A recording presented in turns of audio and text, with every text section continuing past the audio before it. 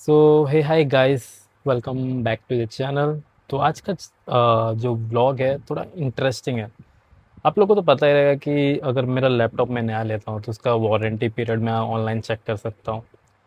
लेकिन अगर आप ऑर्गेनाइजेशन में हो और आपके पास एटलीस्ट 4000 डिवाइसेस हों, आप एक एक करके मैनुअली चेक तो नहीं कर सकते।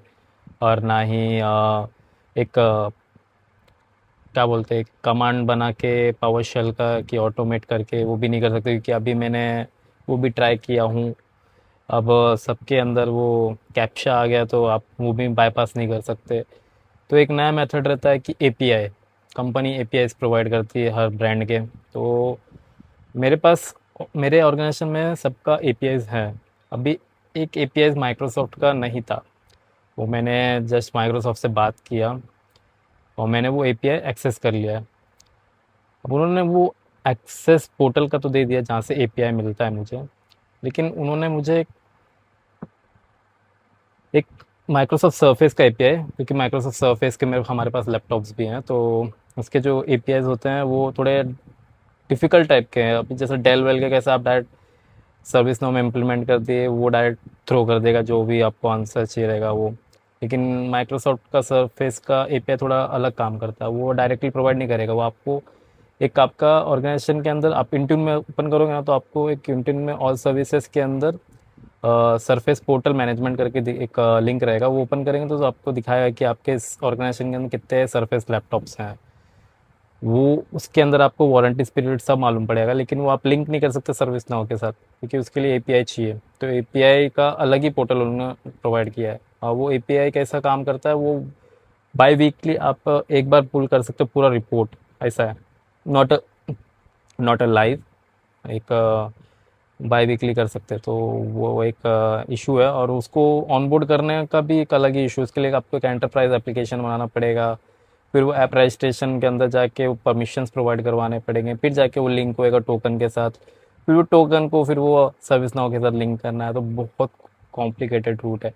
तो मैं एक जगह अटक गया था, मैंने सरफेस के माइक्रोसॉफ्ट सपोर्ट से फिर मेरी बात हुई, तो उन्होंने कुछ स्क्रिप्ट्स प्रोवाइड कराए हैं जिससे मेरा टीनेट के अंदर वो इनेबल हो सकेगा।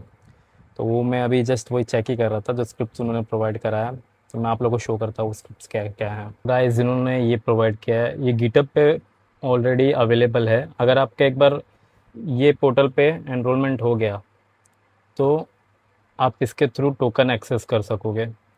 तो मैं कहाँ अटक रहा था, मेरा एंटरप्राइज एप्लीकेशन जो था उसके अंदर वो टीनेंट टीनेंट के अंदर ना आप जैसे सर्विस एपीआई परमिशन में आप अपना वो डालोगे ना सरफेस सरफेस एपीआई करके, तो डायरेक्टली वो आना चाहिए एपीआई परमिशन में, तो मिसिंग दिखा रहा था। इवन मैंने मैनिफेस्ट में भी थोड़ा मैनुअली पुट करने की ट्राई किया, लेकिन वो लिख क्या रहा है कि this API is not been found करके। तो मैंने फिर बात की तो उन्होंने बोला नहीं सर, ऐसा नहीं कर सकते, हमें एक दूसरा वे है, ये इसके थ्रू जाके देखिए आप, अगर नहीं होता तो हमें बताइए। तो मैं वही ट्राई कर रहा हूँ, अगर हो जाए तो बेटर, वरना मेरा काम अटका है भाई उसके से।